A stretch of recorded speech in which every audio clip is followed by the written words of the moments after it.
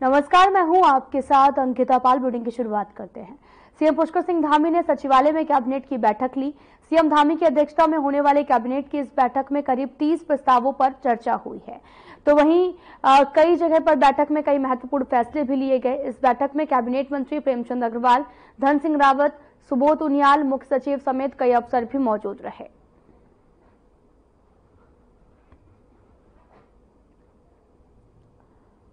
आपको बताते चलें कि बैठक में 30 प्रस्तावों पर चर्चा हुई है। आपको बताते चलें कि लगातार बैठक में 30 प्रस्ताव पर चर्चा की गई है। कैबिनेट के कई मंत्री जो हैं वो मौके पर मौजूद रहे और कई विषयों को लेकर यहां पर चर्चा की गई।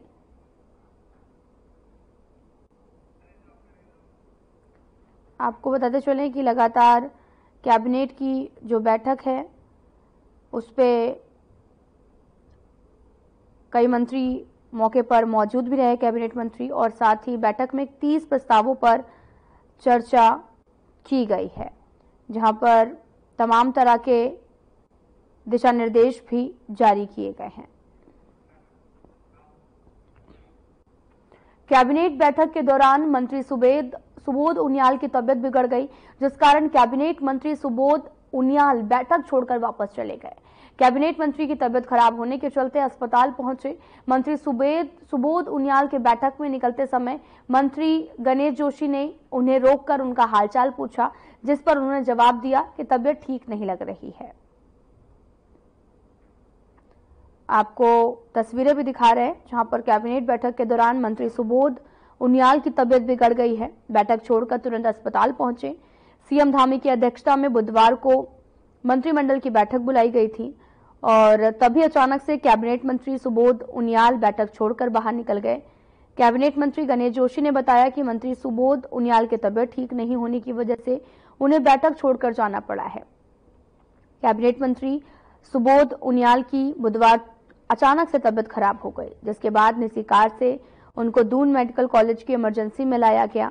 यहाँ पर डॉक्टर ने उपचार किया। करीब 1 घंटे बाद हालत में जो है वो सुधार देखने को मिली, जहां पर वन मंत्री को उनको अस्पताल से छुट्टी भी दी गई। साथ इमरजेंसी प्रभारी डॉक्टर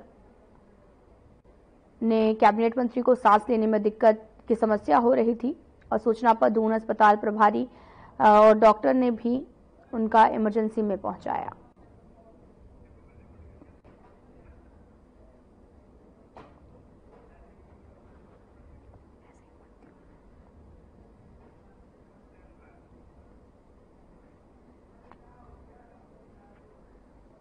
जैसे ही दीपावली नजदीक आती है, उल्लुओं की जान पर खतरा मंडराने लगता है और ये खतरा प्राकृतिक कारण से नहीं बल्कि इंसानी अंधविश्वास का परिणाम होता है। हर साल दिवाली के मौके पर कुछ लोग तंत्र मंत्र और सिद्धि पाने की लालच में उल्लुओं की बलि देते हैं, जिसमें से ये संकटग्रस्त प्रजाति मुश्किलों में घिरती जा रही है। इस समस्या के समाधान के लिए वन विभाग ने अलर्ट जारी करते हुए जंगलों में गश्त तेज कर दी है, जिसको लेकर पश्चिमी डिवीजन क्षेत्र के डीएफओ प्रकाश चंद्र आर्य ने वन विभाग कर्मचारी की छुट्टी तक कैंसिल कर दी। दिवाली के बाद छुट्टी देने का फरमान जारी किया गया। प्रकाश चंद्र आर्य का कहना है कि जंगलों की हिफाजत हमारे लिए सबसे ज्यादा महत्वपूर्ण है।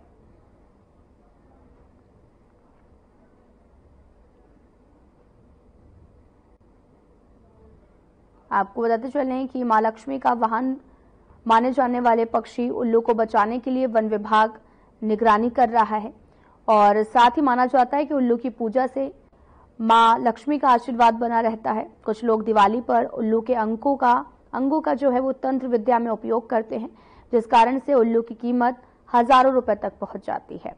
इस वजह से लुप्तप्राय पक्षी के संरक्षण को लेकर चिंता बढ़ गई है और इसी को लेकर वन विभाग अलर्ट है और दिवाली को लेकर वन विभाग अलर्ट नजर आ रहा, जहां पर लगातार हो रही तस्करी को रोकने को लेकर वन विभाग अलर्ट है। डीएफओ ने तमाम तरह के दिशा निर्देश जारी किए हैं और वहीं विभाग कर्मचारियों की छुट्टियों को भी कैंसिल कर दिया गया है।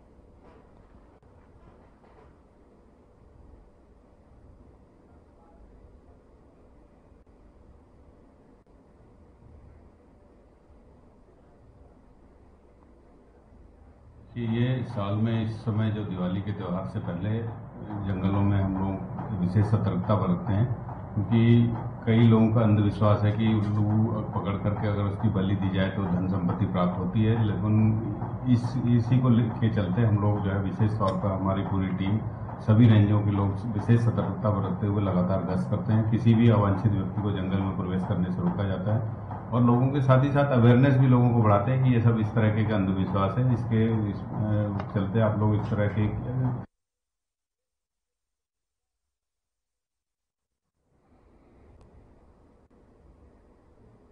मलिन बस्ती के जो मुद्दे हैं उस पर सियासत भी गरमाई हुई है। कांग्रेस प्रदेश उपाध्यक्ष सूर्यकांत धस्माना धरने पर बैठे हैं और मलिन बस्तियों वालों को उनका मालिकाना हक दिलाने की मांग कर रहे हैं। मलिन बस्ती वासियों को बचाने वाले अध्यादेश की समय सीमा खत्म हो गई है।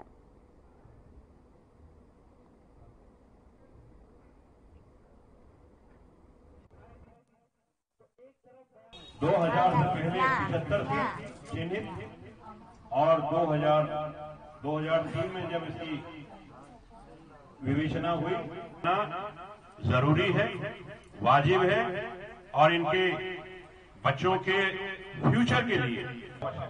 और इसी क्रम में उन्होंने माननीय मुख्यमंत्री जी ने 80 को उनको मालिकाना का पट्टा भी दिया, लेकिन वो आगे की प्रक्रिया चूंकि लगातार चलनी थी, इसकी सरकार नहीं आ पाई और भारतीय जनता पार्टी की सरकार, और उसके बाद आने का काम, उनको उजाड़ने का काम फिर से ये लगातार 2018 से लगातार चल रहा है।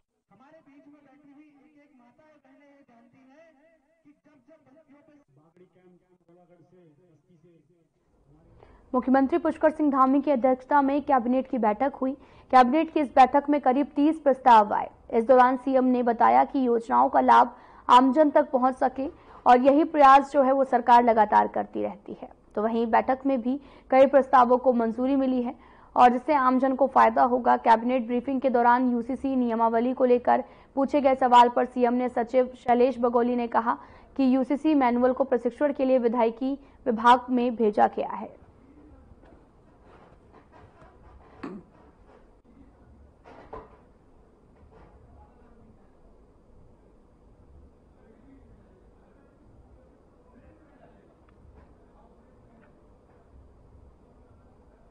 धामी सरकार उत्तराखंड में युवा नीति के तहत युवाओं को भत्ता दिए जाने की तैयारी कर रहे हैं। युवा कल्याण और नियोजन विभाग की तरफ से बनाए गए युवा नीति के ड्राफ्ट में इस प्रस्ताव को शामिल जो है वो किया गया है। मौजूदा ड्राफ्ट के कुछ बिंदुओं पर असहमति जताते हुए मंत्री रेखा आर्य ने इसको लेकर सभी वर्ग के युवाओं की राय लेने के निर्देश दिए और युवा नीति के ड्राफ्ट को लेकर मंत्री रेखा आर्य ने विधानसभा देहरादून में अधिकारियों की बैठक ली। इस दौरान उन्होंने युवा नीति पर फाइनल ड्राफ्ट 12 जनवरी तक तैयार करने को कहा। उन्होंने कहा कि युवा नीति में 15 से 35 साल तक के युवक और युवतियों को शामिल किया जाए।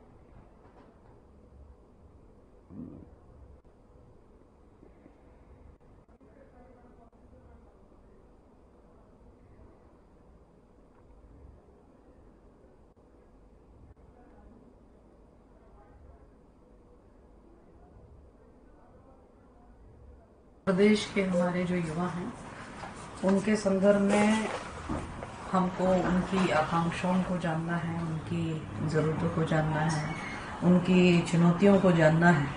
तो उसके लिए निश्चित रूप से हमको और अध्ययन करने की आवश्यकता है, ऐसा मुझे प्रतीत भी होता है।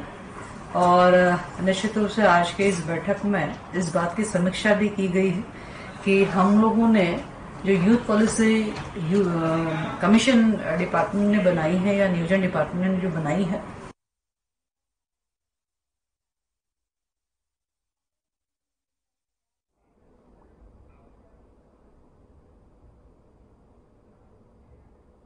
केदारनाथ उपचुनाव नजदीक है, जिसको लेकर बीजेपी ने स्टार प्रचारकों की सूची जारी की है।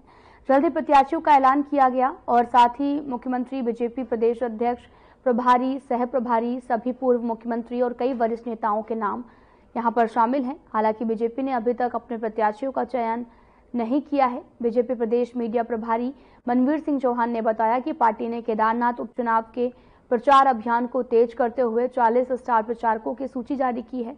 इस सूची में प्रदेश के सभी वरिष्ठ नेताओं के साथ केदारनाथ विधानसभा क्षेत्र के वरिष्ठ पदाधिकारियों को भी स्थान दिया गया है।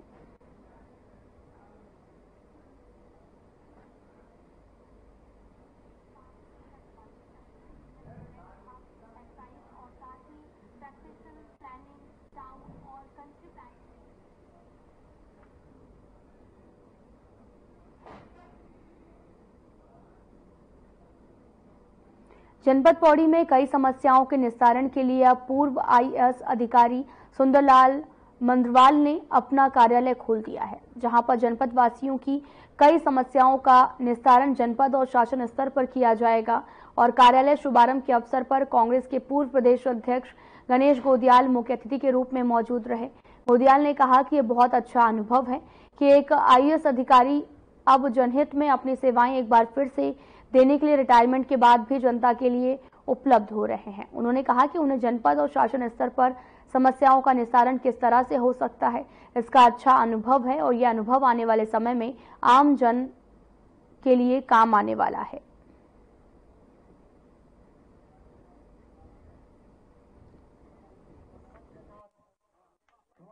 ये कार्यालय खोलने का मुख्य उद्देश्य ये है कि मैं इस क्षेत्र के लोगों की सेवा करना चाहता हूं। मैं पहले भी कह चुका हूं कि मैं जिलाधिकारी के रूप में उत्तरकाशी, टिहरी, उधम सिंह नगर रहा हूं और जिलाधिकारी के रूप में मैंने वहां के लोगों की सेवा की। और ये जनपद मेरा गृह जनपद होने के कारण मेरी तैनाती यहाँ नहीं हो सकती थी जिलाधिकारी के रूप में। अगर यहाँ तैनाती होती तो मैं यहाँ के लोगों की सेवा कर सकता था।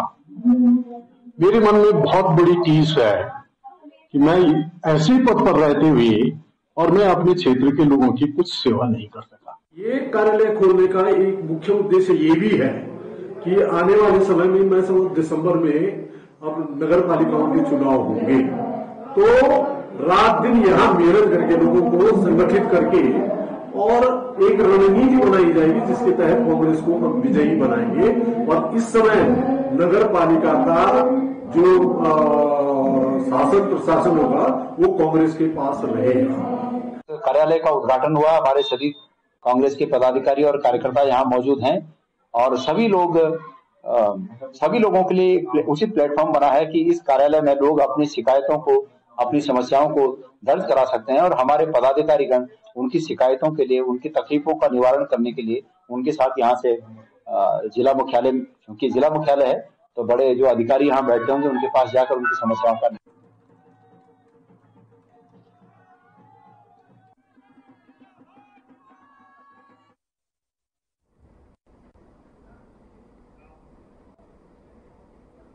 कोरोना काल में बड़ी संख्या में स्थापित ऑक्सीजन प्लांट के सदुपयोग और राज्य में सुरक्षित चारधाम यात्रा और पर्यटन सुनिश्चित करने के उद्देश्य से मुख्य सचिव राधा तुड़ी ने चिकित्सक स्वास्थ्य एवं परिवार कल्याण विभाग को आदि कैलाश, केदारनाथ सहित सभी हाई एल्टीट्यूड वाले धामों, पर्यटक स्थलों, होटल, धर्मशालाओं पर पर्याप्त संख्या में ऑक्सीजन कंसंट्रेटर रखने के निर्देश दिए। राज्य में मातृ मृत्यु दर की कम करने की पहल के रूप में मुख्य सचिव रतूड़ी ने हरिद्वार में एक पायलट प्रोजेक्ट तत्काल आरंभ करने के निर्देश दिए गए हैं।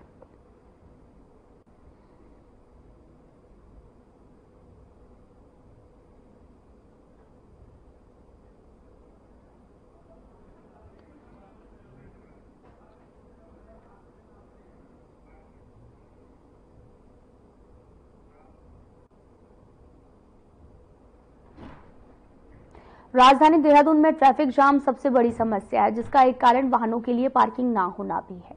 शहर की सड़कों पर बढ़ते वाहन दबाव के चलते वाहनों की पार्किंग एक बड़ी चुनौती बन गया है। इस पर जिलाधिकारी ने भी चिंता जताते हुए समाधान की ओर कदम बढ़ाया है। शहर में 5 ऑटोमेटेड पार्किंग निर्माण की तैयारी हो रही है। हालांकि पूरी तरह से सड़कों पर जाम की समस्या समाप्त होना तो संभव नहीं, लेकिन पर्याप्त पार्किंग स्थल होने से शहर को कुछ राहत जरूर मिलेगी। जिलाधिकारी सविन बंसल के निर्देश पर शहर में 5 मैकेनाइज्ड ऑटोमेटेड पार्किंग जाम के दर्द से राहत दिलाने के लिए बनाई जाएंगी। जिला प्रशासन की कवायद पर नगर निगम ने 5 स्थानों पर पार्किंग निर्माण के लिए भूमि चयनित करने पर प्रस्ताव पर कार्य शुरू कर दिए हैं।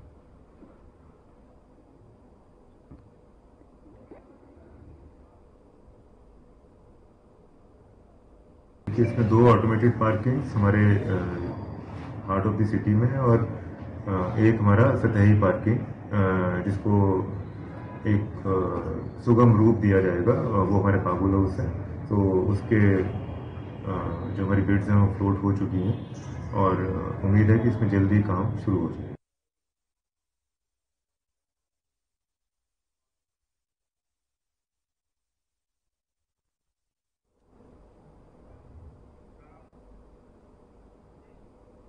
दीपावली से ठीक पहले अल्मोड़ा पुलिस ने 128 लोगों के गुम हुए मोबाइल वापस कर उनके चेहरों पर खुशी लौटा दी है। वरिष्ठ पुलिस अधीक्षक देवेंद्र पीचा के नेतृत्व में साइबर सेल की टीम ने इन मोबाइलों को बरामद किया। पुलिस कार्यालय अल्मोड़ा में एसएसपी देवेंद्र पीचा ने सभी मोबाइल स्वामियों को उनके फोन सौंप दिए हैं। अपने खोए मोबाइल वापस पाकर लोगों ने खुशी जाहिर की और पुलिस का धन्यवाद किया।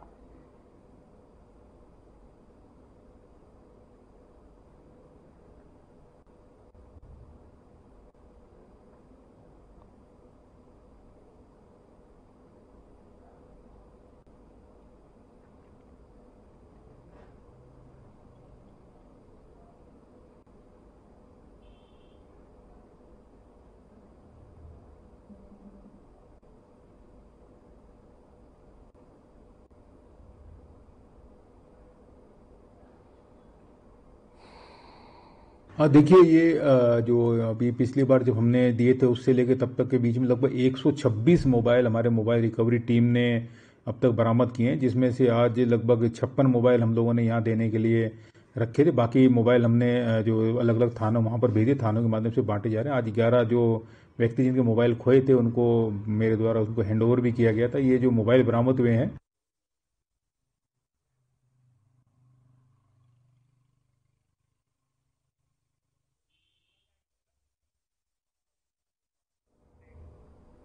दिवाली पर्व में उल्लू पक्षी का काफी अधिक जो महत्व है वो होता है।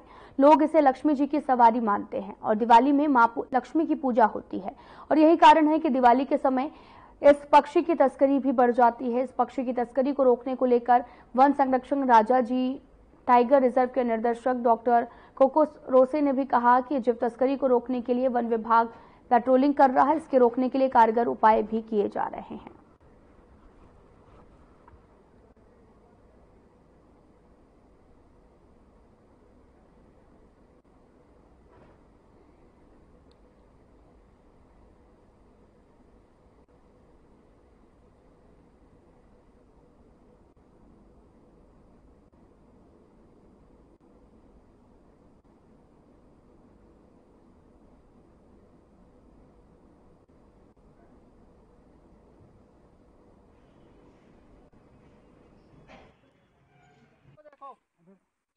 अभी जैसे टाइगर रिजर्व में नॉर्मल तौर में हमारा जो लंबी दूरी है शॉर्ट डिस्टेंस वाला पेट्रोलिंग जारी रहता है। इस एरिया में इस सीजन में खास बात यही कि हमारा भी नाइट पेट्रोलिंग भी रेगुलरली किया जा रहा है और उसके साथ साथ जो हमारा अगल बगल एरियाज में जो टेरिटोरियल डिविजन्स लगे जैसे देहरादून प्रभाग है, हरिद्वार प्रभाग है, तो उनके साथ भी हमारा स्टाफ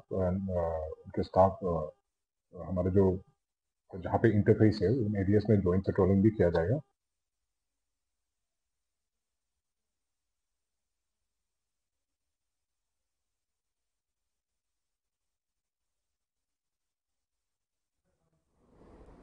दिवाली पर बढ़ती उल्लुओं की तस्करी को रोकने के लिए लगातार वन विभाग अलर्ट मोड पर है और जिसको लेकर आपको बताते चलें कि उल्लुओं को बचाने के लिए अभियान भी शुरू किया जा रहा है।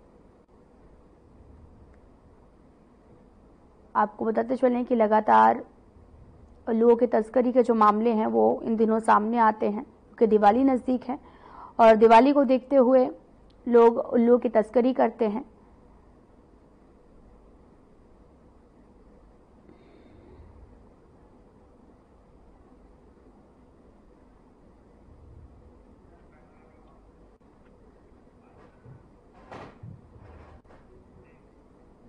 टिहरी के पूर्व विधायक ओम गोपाल रावत ने जिला विकास प्राधिकरण टिहरी के एआई दिग्विजय तिवारी पर गंभीर आरोप लगाए। ओम गोपाल रावत का कहना है कि दिग्विजय तिवारी पूरे जिले में भ्रष्टाचार फैला रहे हैं, सत्ताधारियों के दबाव में काम कर रहे, परेशान करने के लिए वो विपक्ष के लोगों के हो रहे निर्माण पर सीलिंग की कार्रवाई कर रहे हैं। टिहरी के पूर्व विधायक ओम गोपाल रावत ने ऋषिकेश पहुंचकर प्रेस कॉन्फ्रेंस की, जिसमें उन्होंने विकास प्राधिकरण टिहरी के एई दिग्विजय तिवारी पर आरोप लगाए। उन्होंने कहा कि दिग्विजय तिवारी सत्ताधारियों के बन रहे निर्माण पर कार्रवाई नहीं कर रहे हैं।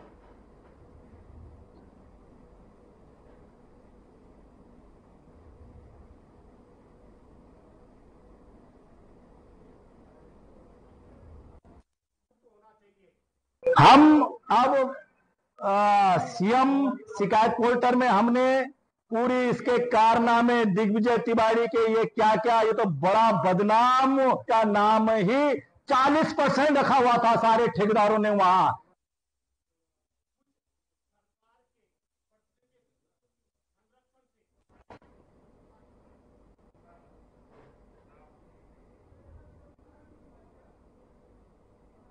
किच्छा में पलेज के चौकीदार की हत्या के आरोपी को पुलिस ने गिरफ्तार किया है। आरोपी चौकीदार के बेटे का दोस्त था और विवाद के चलते चौकीदार से नाराज था। इसके चलते आरोपी ने सब्बल से चौकीदार की निर्मम हत्या कर दी है। पुलिस ने घटना में प्रयुक्त सब्बल और आरोपी के खून से सने कपड़े बरामद किए हैं। पुलिस कार्यालय में एसएसपी मणिकांत मिश्रा ने मामले का खुलासा किया है।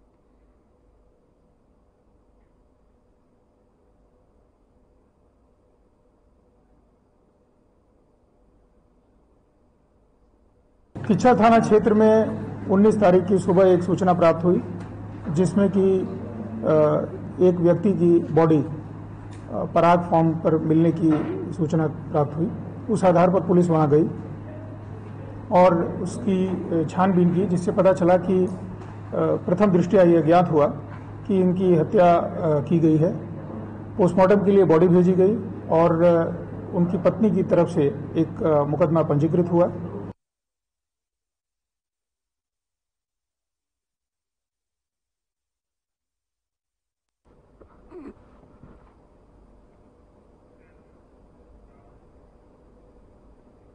प्रदेश में एक बार फिर से निकाय चुनाव की समय सीमा बढ़ा दी गई सकती है और साथ ही प्रवर समिति द्वारा कहा गया कि अभी समिति की रिपोर्ट तैयार नहीं हो पाई है, जिसके समिति अध्यक्ष के द्वारा 1 महीने का अतिरिक्त समय मांगा गया। और साथ ही इस मुद्दे पर कांग्रेस संगठन एवं प्रशासन के उपाध्यक्ष मथुरा दत्त जोशी ने कहा कि कांग्रेस पूर्व से कहती आ रही है कि प्रदेश सरकार निकाय और जिला पंचायत चुनाव नहीं कराना चाहती। साथ ही उनका यह भी कहना है कि प्रदेश सरकार लोकतंत्र को प्रदेश में समाप्त करना चाहती है। प्रदेश की जनता जो लोकतंत्र में विश्वास रखती है, उनके विश्वास को खत्म करने की ओर से जनता के विश्वास को तोड़ने का काम प्रदेश सरकार कर रही है।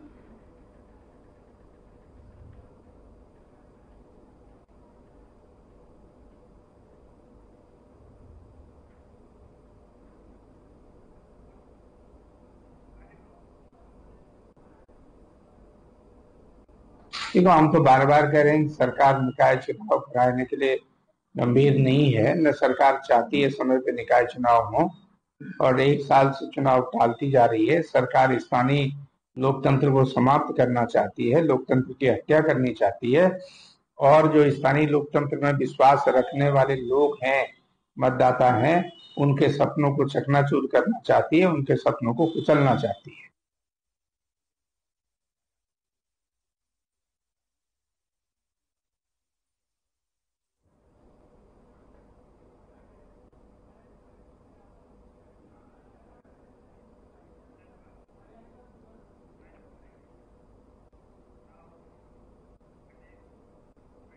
फिलहाल में इतना ही। नमस्कार।